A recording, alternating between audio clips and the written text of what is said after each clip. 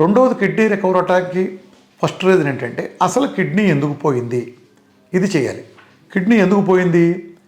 Diabetes 10-15 ఏళ్ళ నుంచి మందులు పడుతున్నాడు కాబట్టి కిడ్నీకి వెళ్ళే మార్గంలో అయిన సూక్ష్మ రక్తనాళాల్లో షుగర్ డిపాజిట్లు ఉండటం వలన ఆ ప్రాంతం అంతా కుళ్ళిపోయినట్టయి అక్కడ రక్త ప్రసరణ అంతక కిడ్నీ డ్యామేజ్ అయింది. This is diabetic nephropathy. అలానే కిడ్నీ పోవడానికి ఇతర రీజన్ల ప్రధానమైన కారణం హైపర్ టెన్షన్.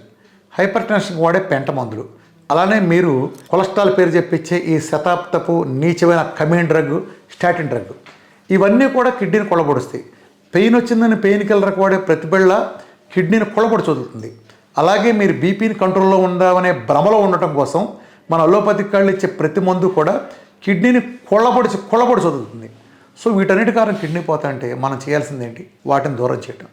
ఊబకాయం, అలానే మన లైఫ్ స్టైల్లో సెడెంటరీ లైఫ్ స్టైల్, వీటిని దూరం చేసి ముఖ్యంగా మధుమేహం, బీపీ, హైపర్ టెన్షన్ ఈ రెండు పోగొట్టిన రోజున, రూట్ కాజ్ పోయిన రోజున కిడ్నీలు ఏమవుతాయి చెప్పండి మీరు? చక్కగా మెరుగుపడతాయి.